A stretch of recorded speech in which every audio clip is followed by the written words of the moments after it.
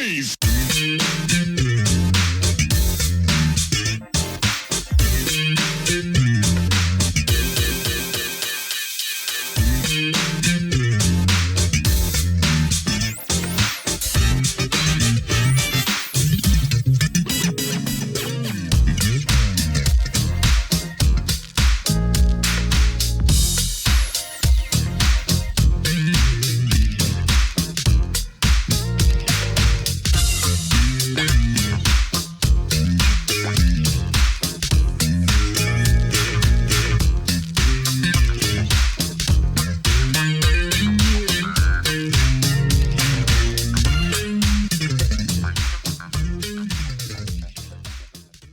Welcome back to the next part of this Truth and Rhythm episode. Be sure to subscribe to this channel. If you've already done so, please share it with friends. Also become a member by joining Truth and Rhythm on Patreon, or consider donating at funkinstuff.net. Thank you so much for your interest and support. Enjoy. You know, that time when you came up, though, I mean, there were a lot of, I don't want to say a lot, but there were some notable guys that kind of pushed the envelope, you know, in that period in the 80s. I'm thinking of, you know, your Bill Laswells and Malcolm McLaren and stuff that was coming up, like when you were doing that too. Were there any of those guys that you really kind of admired or looked to, or did you feel like, you know, a lot of them were kind of following your coattails, or how do you see that whole scene? Well, when I heard Buffalo Gals, I loved it. Malcolm McLaren's Buffalo Gals. That came out around the same time as Rapper's Delight. Close, you know, not too far after Rapper's Delight. And I love the sound of spoken word with music. I don't know why, but I did. And I was really attracted to it. So I really liked Malcolm McLaren. I ended up working with him for months, him and Trevor Horn. And I liked Trevor Horn, what he was doing, pushing the envelope. Him and Steve Lipson, they were an influence on me. But mostly, I was making it up as I went along. I didn't check too, you know, I checked what came on the radio. I didn't go out and search record bins and all that. And I was just really into the technology that was coming out every day. There was a new piece of gear coming out every day, and Tackhead would buy the new piece of gear, and we'd check it out, and then move on to the next one. I had a book full of starting instructions for every machine out there for a while. You know, I had to use different equipment every day. So, but as far as influences go, I really liked the Police in the 80s. I really liked Brian Eno, and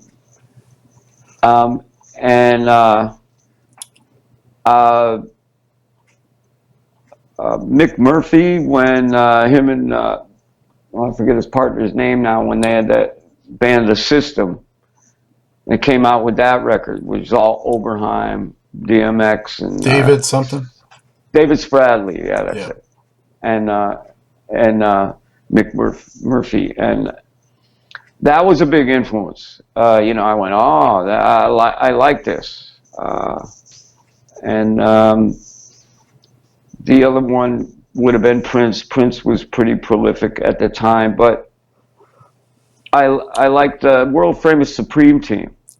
Well, they had a record out at that time I really loved. So I was mostly influenced at that time by the rap music that was following, you know, what we were doing. And, you know, I remember we played a club when Planet Rock came out with the Sugarhill Gang, and I knew that, you know, everything was going to change. It was funny. Grandmaster Flash and the Furious Five, they would do gigs with us, but obviously they were using turntables. And Grandmaster Flash had made himself a drum machine, you know, before they ever came out.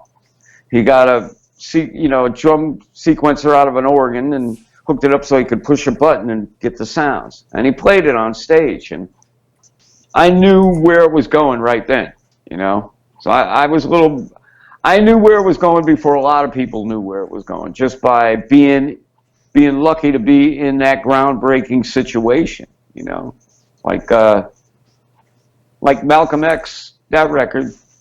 You know, everybody who said it was really groundbreaking, but when you're in an environment, where every step is a groundbreaker. You know, the only way you're going to do anything is to break some ground. So it's not that, you know, you don't really think of it that way. It's just a natural thing to do, you know. So it wasn't that groundbreaking. It was just, if I wanted to survive in that environment, I had to break some ground. You know, I had to do something that hadn't been done. And I was surrounded with, seemed like every record that came out, it was something that no one had tried before for a while. So I was influenced by everything I heard, really. Those few years in the early 80s to mid 80s, yeah. Like every electro-funk thing was kind of superseding the one that came before. Yeah, like Steely Dan. They spent millions inventing a drum machine. They're this engineer, I forget his name, that worked with them. He actually invented the drum machine. I didn't know it was a drum machine at the time. I thought it was Steve Gadd playing incredibly well, you know, but who played some outrageous stuff. So I was really influenced by them too. I think, you know, I always really loved a pretty melody. I think that's what influences me the most, and that's what I love. Against a serious jazz funk bottom, and anything that had those elements, or even close to those elements, grabbed me. So a lot of times I didn't even know who I was listening to. You know, back then we had cassette recorders that had radios in them, and you could record off the radio. I just record it and check it. Well, there's so much of that was coming out in just, you know, small independent labels too. So yeah, that here and went. You know, you could do it back then, but now it's totally different. You know, I'm still trying to get my head around it. You know, because the attention span is so small now. Yeah. You know, if you don't grab someone in 30 seconds, forget it. You know, and that's about all anybody's got time for now. And there's so much content out there. I'm not saying all of it's good, but there's a lot of content to weed through. But still, to this day, every once in a while, someone comes out with something that just I love. You know, and I don't care who they are. I don't care what anybody else thinks. I just love it. You know, so I'm happy that we can still do that. You know, the people are still reaching, you know. And it's I think there's more of it because the technology is available, as given people that wouldn't have had access to be able to make a record. They can do it now in their bedroom. Yeah, so no excuses. It's not a closed club anymore, you know. So I like that, you know, and because they're breaking all the rules, and I love that because that's the only way you get anything interesting these days. Yeah. But there's no substitute for a beautiful melody. Just isn't. And I know that sounds strange coming from me, you know, considering some of the stuff I've done. Well, a little bit, but not that much because, you know, you're unique in many ways. One of the ways specifically is coming from a natural organic drum player to embracing the electronics in drum machines, whereas so many of the people more known for the drum machines maybe don't have the actual, you know, drumming skills and background. So you really have merged those sensibilities together in a unique way.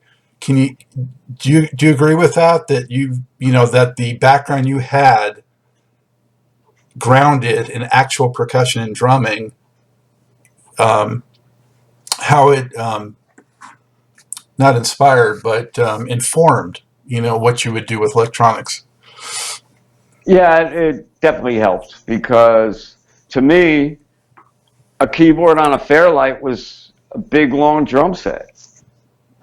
And just give me a bunch of sounds, and I can make music out of them. but it's basically a percussion ensemble that I'm making. So when I make a record, the vocal, everything is, the keyboards, everything is, to me, it's percussion, and it has to help and push the groove of the music, and it's all got to fit together like an African percussion circle. And so I always envision it as rhythm. I don't look rhythm, and you can get away with anything melodically if it's in the right space and time. And it can be beautiful. You can break all kinds of musical rules, which I've done. I've had a lot of people I used to record, tell me, Keith,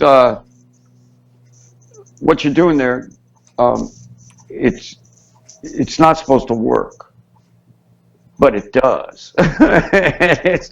And it sounds really good.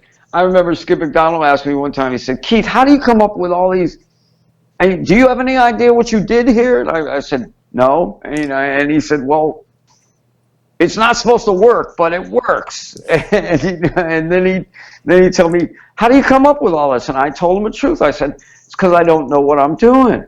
I don't have any, musical rules. The only rules I have are based in the rhythm. So I have several rhythmical rules, and I've always felt that a drummer's job was to find as much as he could about rhythm from anywhere. And at the time, most drummers, they didn't bother to do that.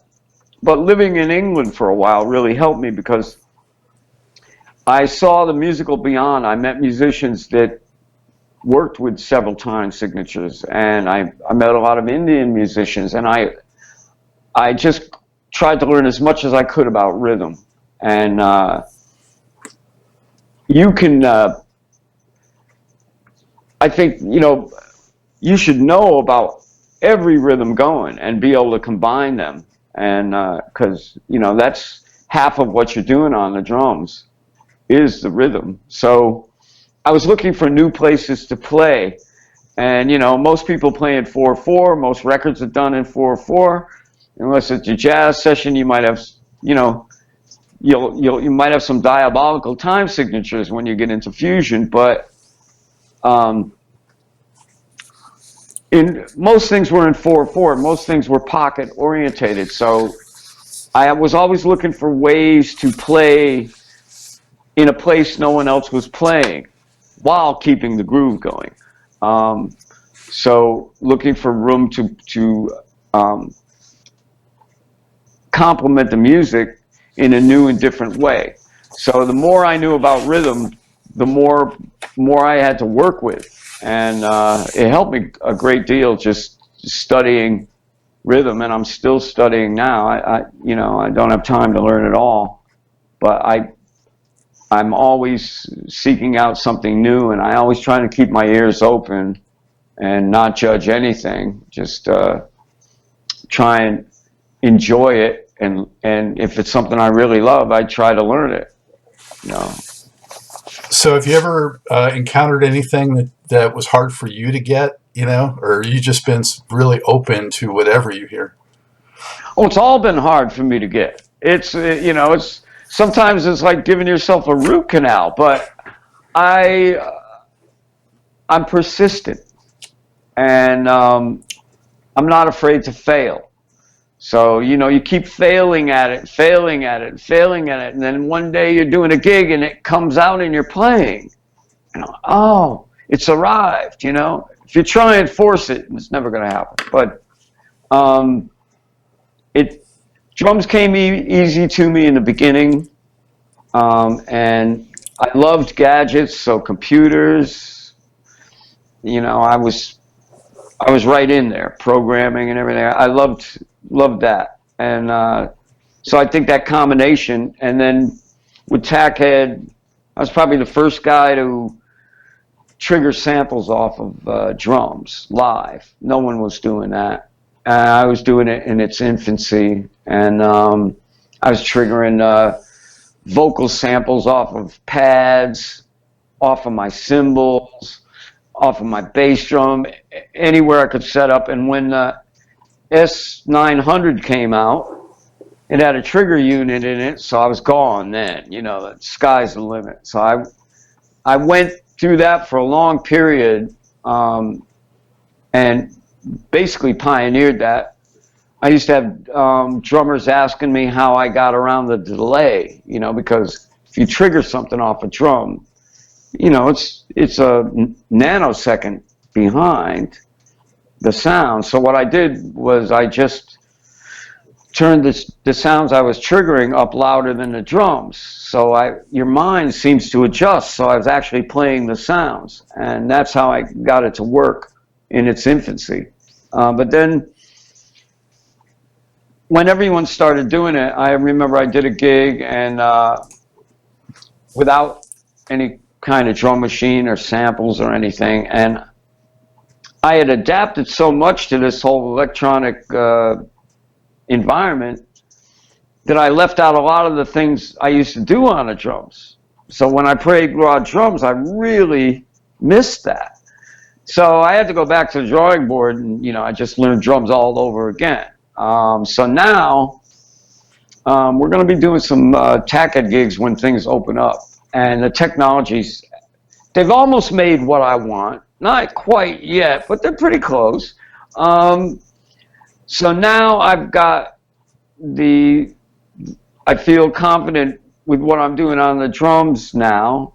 And the technology's pretty close to where I wanted it to be 30 years ago, 30, 40 years ago. So I'm really looking forward to these next Tackhead gigs, because we're going to push it. We're going to push the envelope past what no one's done before on stage. Basically, Bring it on. I'm not going to tell you what it is, but it's definitely. We're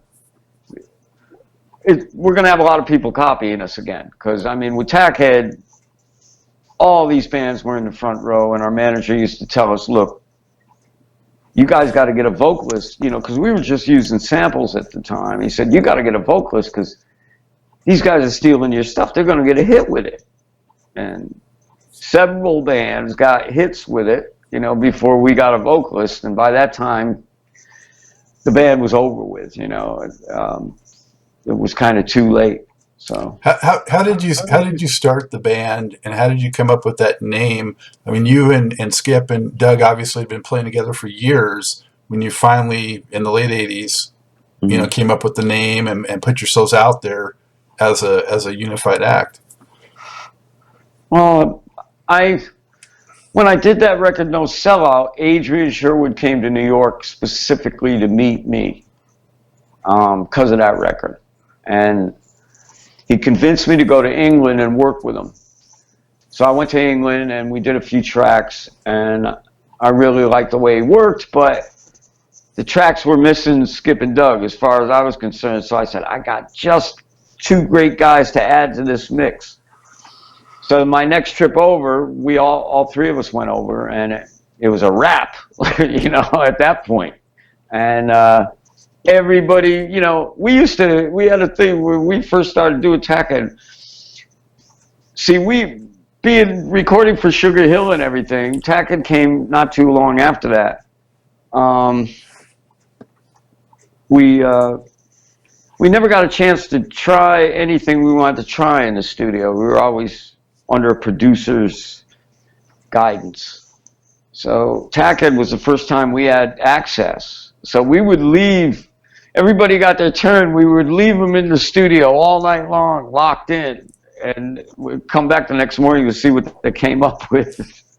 And so it was a great time period. But I can say, you know, we were the first ones doing that live on stage, really. Using samples and using a drum machine. And add to that, Adrian is dubbing everything that's happening on stage. He's doing a dub mix out front. So the show out front is totally different from the music on stage, you know. we might all be playing, but you might hear a bass drum going back and forth, panning across the room. And come to find out, we tried to get a singer and everything, and do the record company thing that they wanted us to do, because we were like the A&R people's favorite band, but nobody knew what to do with us. So come to find out, all the crazy stuff that used to happen on stage, that's what people really like the best. Because when we tried to become a regular, identifiable band with a vocalist frontman, it kind of veered off from what the people actually really liked, which was the total madness, because we did a lot of improvisation with the samples. We used it live. It wasn't all programmed and set out. I had a foot switch on the DMX. I could start and stop it whenever I wanted, change a program whenever I wanted, change samples whenever I wanted. So we would, because we had the skills to play live, that was combined. And a lot of people loved that, and it was a great time period. So I'm looking forward to doing it again, but I told the guys, I don't want to do it if we're going to do the same stuff. we got to we got to break some ground here. That's what we were known for, and that's what I want to do. So. Well, hopefully you'll still cover some of them, because Friendly as a Hand Grenade definitely was one of the better hard funk albums of the late 80s. We're going to have to cover things. We know that. We're going to have to do the game. It's mandatory. And we're going to have to do Mind at the End of the Tether, songs like that. But we're definitely going to take them a little step farther. We'll start with the original, but it's going to go past that. So, because anybody that's going to come to those gigs is probably someone that went to the gigs back in the day, or they got their kids with them, so we owe it to them to push the envelope a bit farther and to do some of the things that they recognize as well. So. How did you end up doing that set of covers a few years ago? We wanted to do an album. Guy had an idea to do it.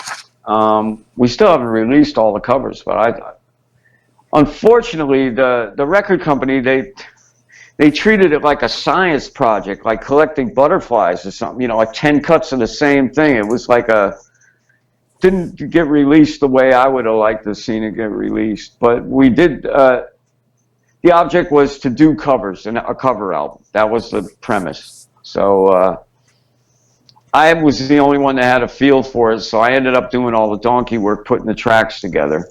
And then everyone else chimed in once, the basis was there, But I would take the original record and just cut it up in a million bits and make a whole new arrangement out of it, and then we'd go on top. We'd use that as a glorified click. So, but it never got released properly, and it was really done for the fans, where they contributed and they paid for the record. So, but I was disappointed with the release because, like I said, it was like a collector would put together something, like categorizing pictures or something. It wasn't, and we didn't have any control over how it was released. So, but there's some blazing tracks on there. Some of them haven't even been out. I was going to we did a cover of a Hendrix tune called Rainy Day Dream Away. And it is blistering. I'm going to put it up on Facebook. Just because it never got released, it never came out. Adrian did a fast mix of it, but it's killer. So I'm going to stick it up maybe this week, give some people some free entertainment, because everything's a drab out there now, How did you come up with, the tracks that you would do? I just want to mention for the viewers, it included, OJ's, Funkadelic, Stevie Wonder, Meters, Ohio Players, James Brown, Bob Marley. How did we come up with the list of what covers to do? Were those just personal favorites of all you guys, or? Well, everybody chimed in with all the tunes they thought might work, and then once you start working on something and try to come up with an idea for it, certain tracks jump out, and So we went with the tracks that actually worked. It's pretty simple, really. You know, out of hundreds of tracks, there's only certain ones everyone felt like, oh, yeah, let's do it. You know, we really wanted to cover this, you know, and we tried a lot of tracks, and some of them didn't work. Some of them really worked well. We did a cover of, Walk on the Wild Side. And Adrian absolutely hated that track, but I loved it. You know, the way we covered it was really killing. I don't think that made the album either. I should put that up. But we said, okay, Adrian, well, you know, he had a few of his friends, you know, chums come over, and we played it for them. And they said, oh, this is brilliant, you know. And Adrian hated it. You know, so everyone had their favorites. And that wasn't, you know, it wasn't one of those albums where everybody liked everything on it, you know, like us doing a version of A Wonderful World, you know, it's like Tackhead doing a version of It's a Wonderful World. I mean, that's kind of out there. That's like Salt and Pepper or some Oil and Vinegar, you know, and so. I found it a lot of fun. I really enjoyed putting those tracks together and hearing the result, you know, because a lot of those tunes I loved, you know. I loved that Hendrix album. That was a huge influence on me as a kid, Electric Ladyland. I used to just put the speakers on either side of my head and listen to the stereo panning that they were doing back then. Beatles were the only other ones that did that, really. You know, took it, and it was funny. I used to listen to parts of the Hendrix album, and I was thinking, where did he get these sounds? Where did he get these sounds? How did he come up with that? And when I got a little older, you know, in my 20s, or I was 18, I tried LSD, and that I found out where Hendrix got up and got those sounds. I heard them. Only tried it once, though. That was enough for me. Yeah, well, I mean, the choices on that covers record, though, so many of those are just perennial favorites of mine. So, I mean, if you're, you know, deep into funk and rock, you know, those are just prime choices. So I was curious how you had I love the Stones track we did. That was a good one. Bernard Fowler actually released that on one of his albums, and I think he got Chuck D or somebody to rap on it, but I was a little disappointed because he didn't say Tackhead. He said everyone else but Tackhead. So, but he said, well, everyone should know it's Tackhead. It's, you know, so I said, okay. But I really enjoyed that version. I think Bernard played it for Keith Richard. Can You Hear Me Knocking was the track that we covered. And Keith said, wow, that's funky as hell. You know, he loved it. So it was worth doing it for that, you know. And because the Stones really, to me, when I was a kid, they were like a funk band. They really were. They were raw. They were like a funk blues band or something. Mm-hmm. Even though I knew nothing about blues, you know, I didn't know, I didn't make the distinction. I just knew what music that I liked, you know, and seemed like everything they did kind of grabbed me, you know. It was great. I think it's unfortunate, or I'm very fortunate that I grew up in the time period I did, with because as Frank Zappa said, I know you've seen that interview where he says, well, you know, they put out anything back then to see if it's sold. They didn't have an A&R guy telling you what you should listen to. And that was a wonderful period in music because there were no holds barred. And, you know, with the fusion thing coming out, it was like, gee, the crazier the better, you know, as far as the record companies were concerned, because they would just put it out and see if it sold. And if it sold, they'd put out another one, you know. So every year, too, yeah. Yeah, I hope it goes back to that, you know, where there's musicians feel free to put out something that they like. I think it's really coming back to that now because you've got these A&R people out of the way because, artists can sell directly to their fans. They can come out of nowhere. They could come off a YouTube channel. If they do something people like, that's all you need. If enough people like it, it's a hit. Yeah, you don't have that barrier or limitation, So Right. you mentioned Chuck D, and I was thinking that Public Enemy was probably one of those ones that when they came along, you were probably digging that production. I'm thinking too. Well, I mean, I lived on 14th Street and 6th in New York City. I had a big loft there. And if I wanted to hear what was hot, all I had to do was walk out on a fire escape. I mean, all day long, it was fight the power.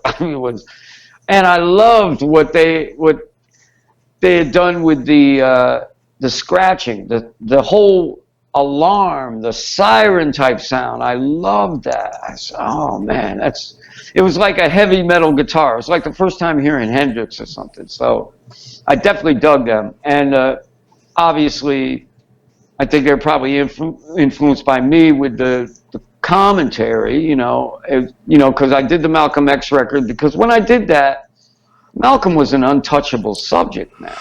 I mean, I had journalists calling me from all over the world cussing me out. You can't do that but it let everyone know it's okay. It's okay to use Malcolm. It's okay.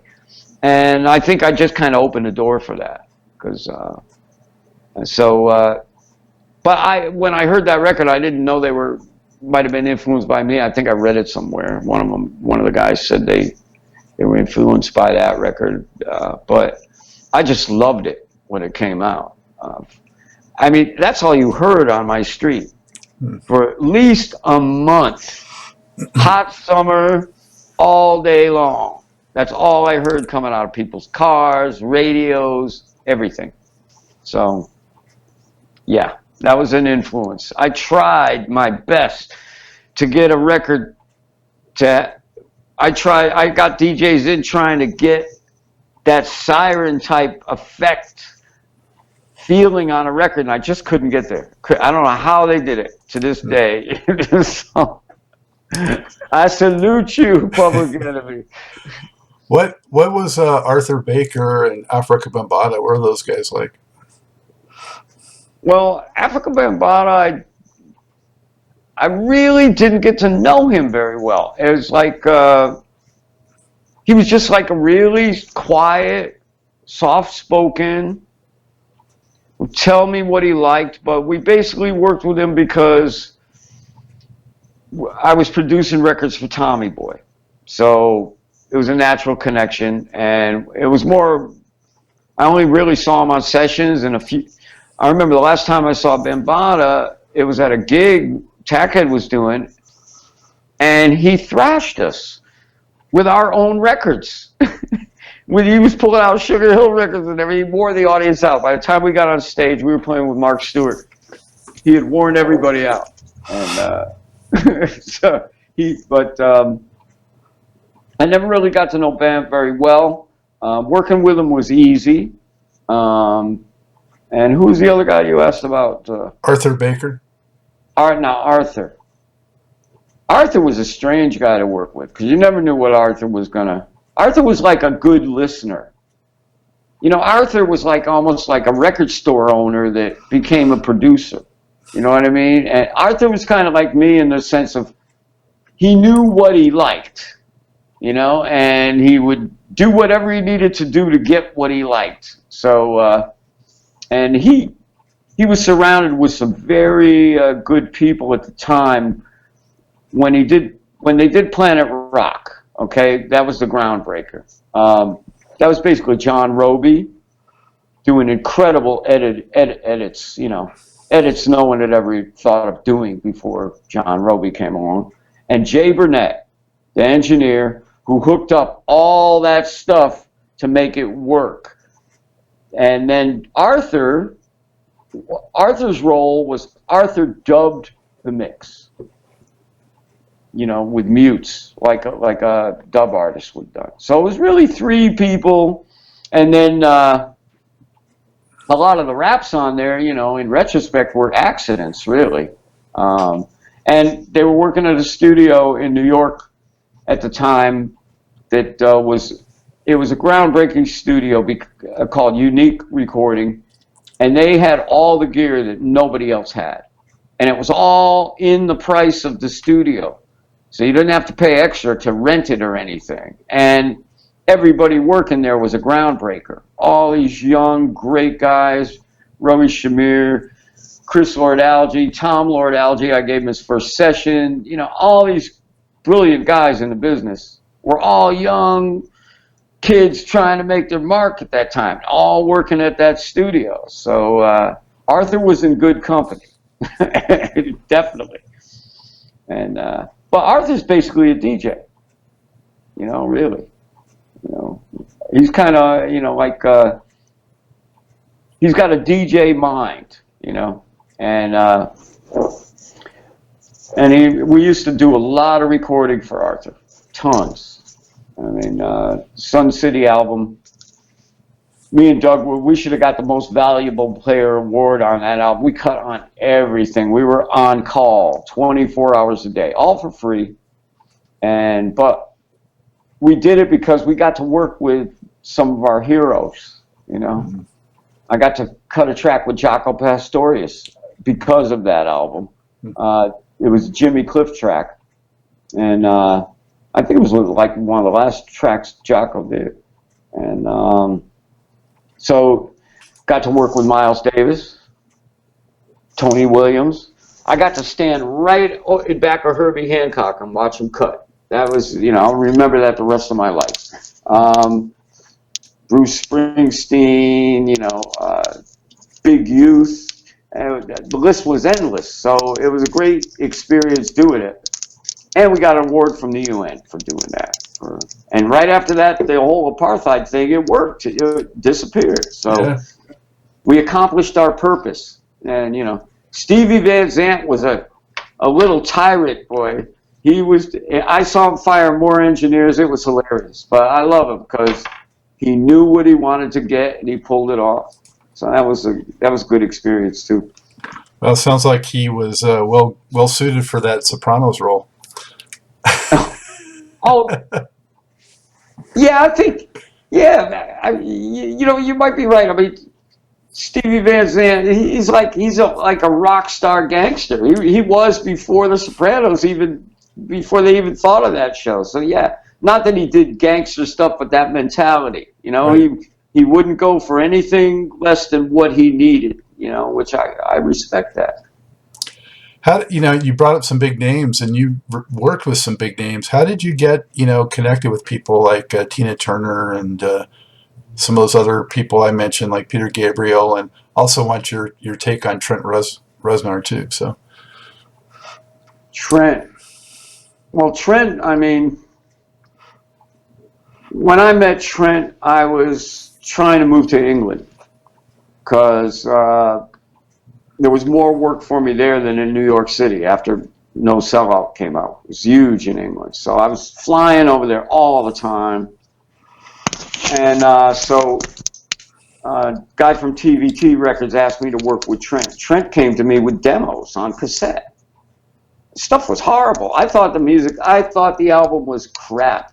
And so I sat there for about a week programming. Trent came in with, I didn't even know he played guitar or anything, and he came in with a Macintosh, one of the first Macs that you could program on.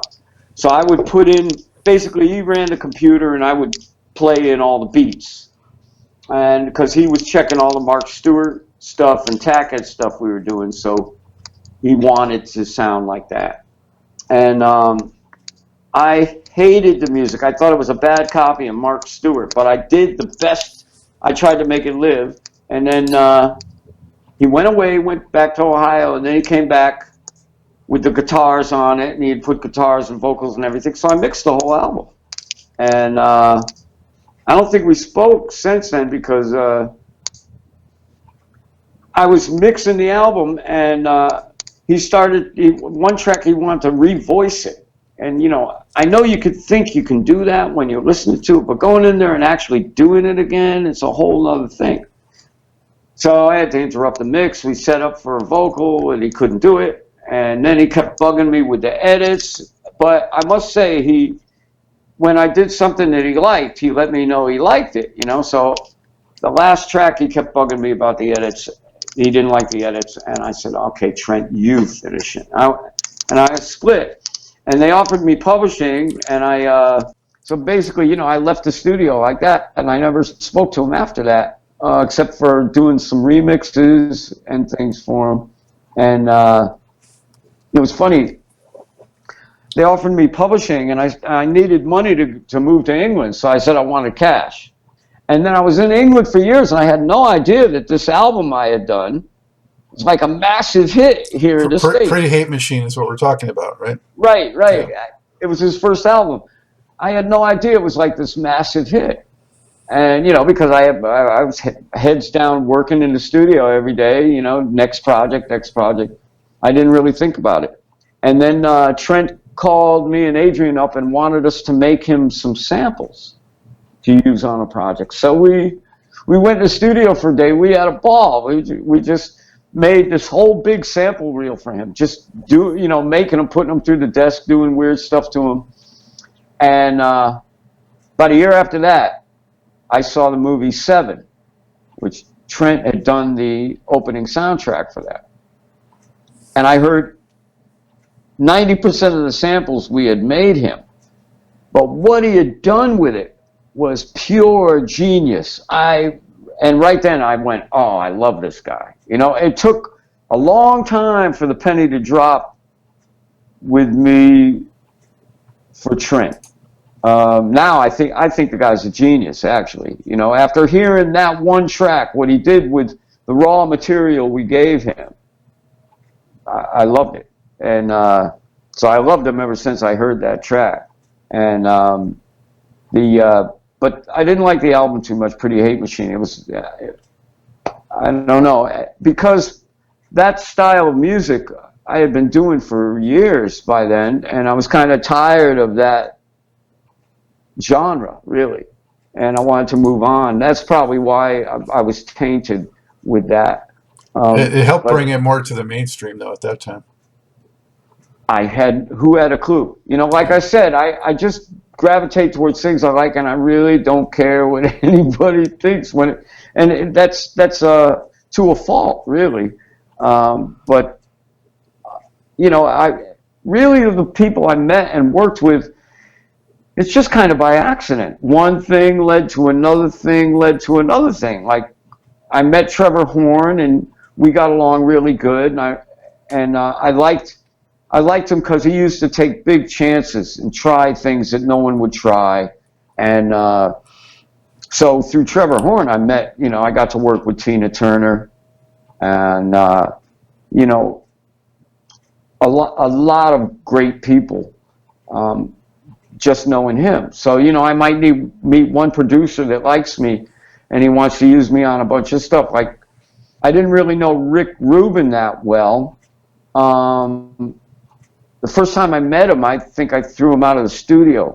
Because he came up to me, he goes, make sure the vocals are loud enough, Keith. I said, get this guy out of here, And, but after that, Rick, he hired me to cut a bunch of rap tracks at one of the studios in New York. And then I heard some of his productions, and I really loved what he did. But I was just an idiot most of the time, and just like I had blinders on. Okay, I'm going to do this project, anything that's interrupting that. And I didn't really think about it. And really, for me, whatever someone's name was, I don't know why, but I just wasn't really impressed unless they actually could really do it. Because I met a lot of name artists that really couldn't pull it off. They had to punch their vocal in a million times. They couldn't just go and do it. And then I met a lot of artists that could, like Tina Turner's one that could just lay it down. Annie Lennox, go in there and bang it down. Seal, go in there and kill it, you know. So that's how I met Seal, was through Trevor Horn. So it's just really luck, right place in the right time, really, and having the right, be doing the right thing that people want to use at that particular time. So I was just lucky at the end of the day, I think. Did you get to meet James Brown? Yeah, several times. James, it's funny, James did the New Music Seminar, which Tom Silverman invented, and he also owned Tommy Boy Records. So we got to meet James on that, and we got introduced to James, and he was really cool. And then he came in the studio to do the Bambaataa record, and he had to get introduced to us again. He didn't know who we were, you know. And but James was really funny, nice guy, just really fun to be around. And man, when he opened up that throat, oh my goodness, it just, you know. But that was a lot of fun, because by then he was Mr. Brown, you know. He made everyone call him Mr. Brown, and I think Tommy Boy had to get him a limo to go like 3 city blocks. You know, it was funny though. He tried that with George Clinton. I was standing there, and George, me and Doug were standing there, and George said, "Listen, you try that Mr. Brown stuff with me, I'm going to embarrass you in front of all these people." So James said, "Well, you know, we're going to do that record together." But classic. There's much more to this great Truth and Rhythm interview. Just continue on to the next part of this episode. Also, be sure to subscribe to this channel. If you've already done so, please share it with friends. Also, become a member by joining Truth and Rhythm on Patreon, or consider donating at funkinstuff.net. Thank you very much.